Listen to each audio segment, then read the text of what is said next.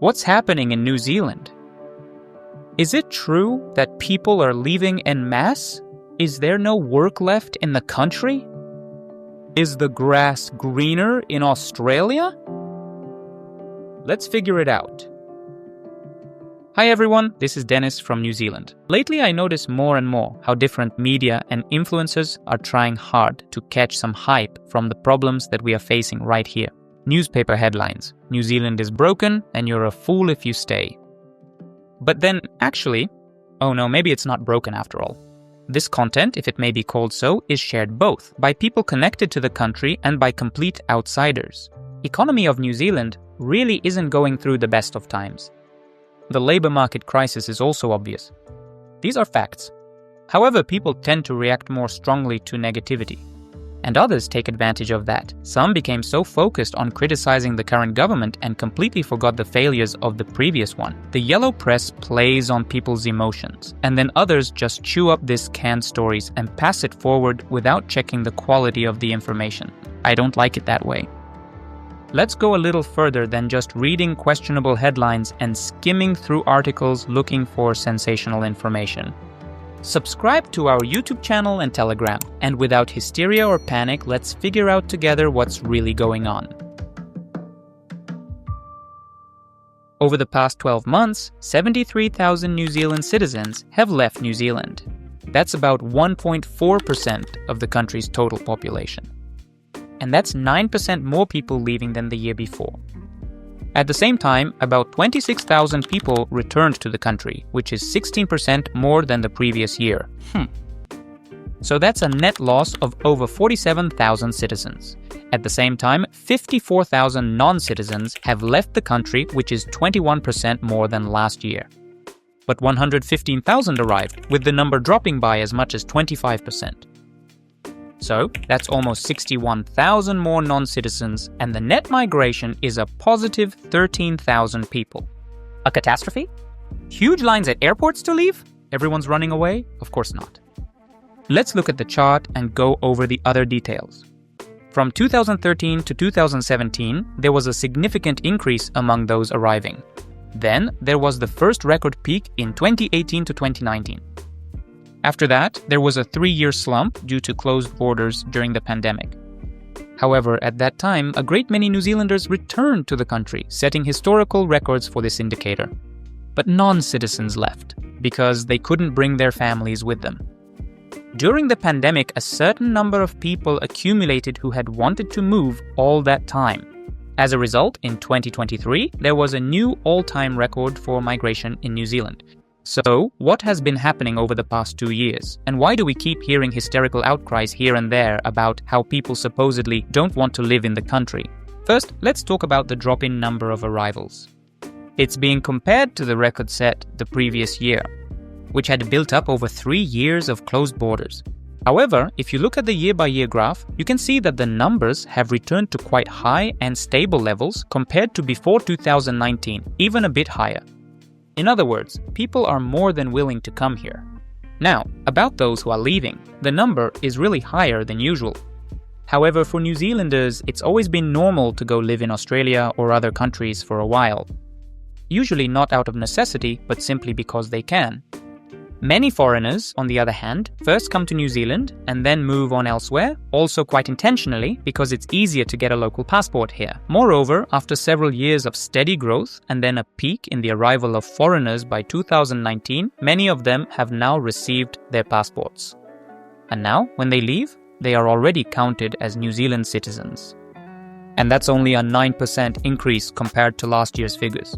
Over the past 10 years, let's say, the norm for departures has been about 42,000 people. So it's not surprising that with the new passports obtained during this time, the number has risen to 73,000.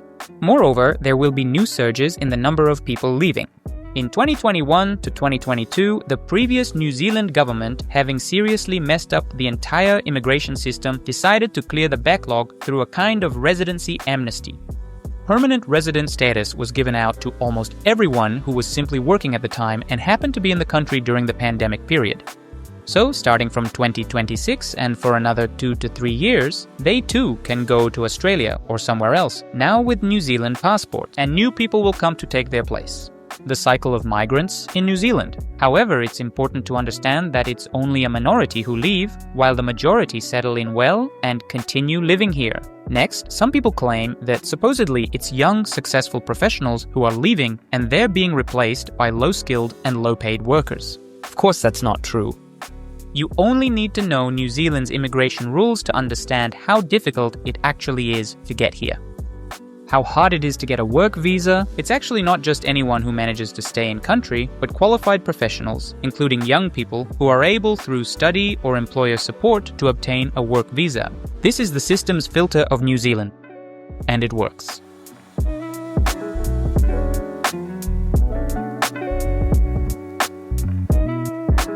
In New Zealand, unemployment rate has risen. That's true. As of August 2025, it was 5.2%. Newspaper headlines are shouting that this is the worst figure in the last 5 years. However, it's worth noting that even here we're comparing it to a fairly low level, which is typical for New Zealand. Right now, the percentage is a bit higher than in Australia or the US, but lower than in Canada and most European countries. The labor market situation has generally become more complicated almost everywhere in the world over the past year, especially in developed countries. In some places, there are economic difficulties. Businesses are struggling to survive, and people's purchasing power has decreased. In some cases, there are layoffs due to the introduction of AI, or companies are simply cutting costs by moving processing to cheaper countries, again with the help of AI. It's a transitional period for everyone. Plus, there are wars in different regions and a redistribution of resources and markets. Everything plays a role, and little remote New Zealand is certainly suffering from this as well. I hear from acquaintances about layoffs, some of which have affected them. Everyone has friends who have also been laid off. And our brains tend to focus on this first and foremost. Is it true that there are fewer jobs and more job seekers on the market? Absolutely. These are facts and statistics. Does this mean there are no jobs at all? Absolutely not. Yes, it's become harder to compete and it takes longer to find a job. You have to put in even more effort. Out of curiosity, we conducted a survey in one immigrant chat to find out how people have been doing with work over the past year. 3% lost their jobs but found new ones. Another 3% lost their jobs but haven't found new ones yet. 39% are still working as before. 19% found a new job on their own initiative. And another 36% of respondents are still looking for their very first job in New Zealand. Are things better with jobs somewhere else? Absolutely. New Zealand has just over 5 million people, which brings its own advantages and disadvantages.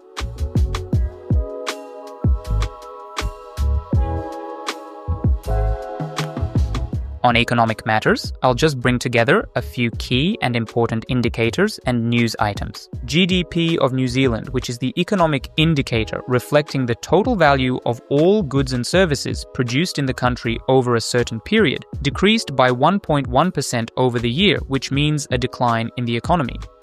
Companies are producing less and people are spending less money.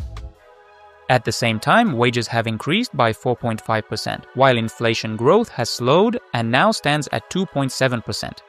However, there is a more historical chart that shows how much the ratio of housing prices to wages has increased over the past 50 years.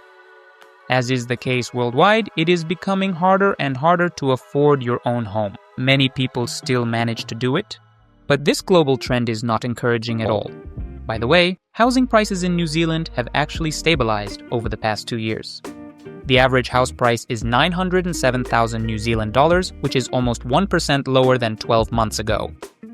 In Auckland, it's 1,215,000, in Wellington, 916,000, and in Christchurch, 707,000. Let me add a bit of subjective personal opinion. In my opinion, we are still paying the price for the decisions made during the pandemic. It's impossible for a country to recover quickly after being closed for almost 3 years, killing many businesses and damaging various industries. Recovery is underway in tourism, in education, and in many other sectors as well. But this aftermath will drag on for several more years. And of course, events happening around the world aren't making the situation any easier. As I said before, wars, market redistributions, sanctions, tariffs, all of this affects people. We feel less and less stability and more anxiety. Of course, being far removed from many of the world's major problems, New Zealand in some ways even has an advantage, but economically we are dependent on everyone else, and that inevitably brings its own challenges.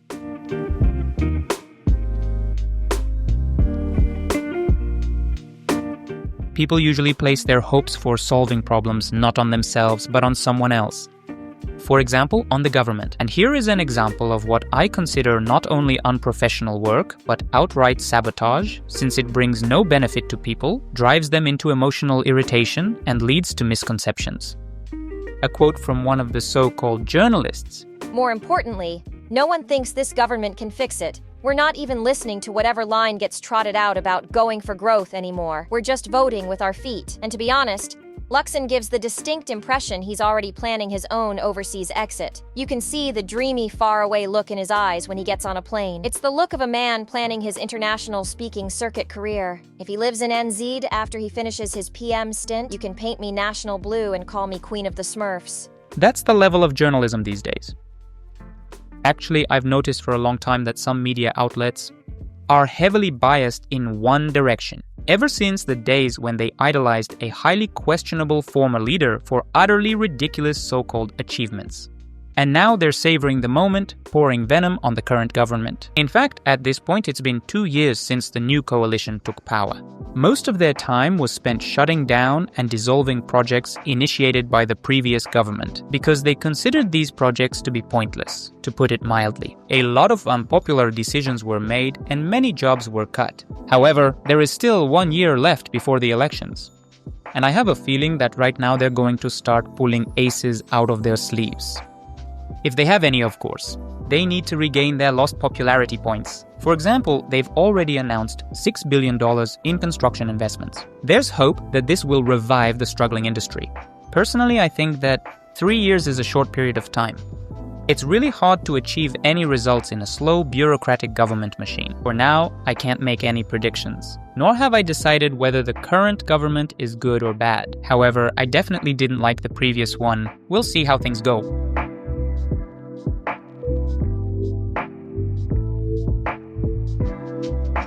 It's a classic topic of discussion. New Zealanders are moving to Australia. It's always been that way. The thing is, with the New Zealand passport, you can freely live and work in Australia. At the moment, about 700,000 New Zealanders live on the neighbouring continent. That's about 13% of New Zealand's own population. The main reasons for moving are the warmer climate, which some people like, more career opportunities in a bigger country, and in some cases, a better income to expense ratio, and more options for social activities for young people. Immigrants also often use New Zealand as a stepping stone to Australia, since it's initially harder to go directly to Australia. Maybe there are more jobs there in general, but getting one from abroad is still extremely difficult. Employers mostly want to see people who already have work visas. And it's easier, faster, and cheaper to get such a work visa through studying in New Zealand. Especially after Australia abolished graduate work visas for people aged 35 and older. A relatively small percentage eventually get a New Zealand passport and move to Australia, as is happening now. Someone in the comments is writing the usual thing. It's time to move to Australia. There are more jobs, higher incomes, lower expenses. In short, it's just perfect. Someone under that same sensational article disagrees and shares how they just came back from Australia and weren't convinced that things are better there. Groceries and utilities are also getting more expensive, healthcare is the same, it's hard to find housing, crime is worse, and taxes are higher. However, I want to focus again on the numbers and data, not on personal stories that may not reflect the complete statistics. For a certain period, many New Zealanders and immigrants who had obtained passports were moving in particular to Brisbane, since it was cheaper than Sydney and Melbourne, mainly comparing it to Auckland. And they found that expenses in Australia were lower than back home in New Zealand's most expensive city. It seems those days are over. Both personal experience and data show that Brisbane is no longer cheaper than Auckland when you consider all the important living expenses. To be fair, salaries can indeed be higher in Australia. But not everywhere, and not for every profession. On average, specialists in Australia can earn from 0 to 30% more. By the way, here's another interesting point. Among those moving from New Zealand to Australia, there are few who were laid off or couldn't find a job here. More often, people leave their jobs on their own and move to where they want to try something new, thereby freeing up positions for others. And once again, the cycle of migrants in the Australia-New Zealand ecosystem continues. And after all, the grass is greener in New Zealand. That's a natural and obvious fact.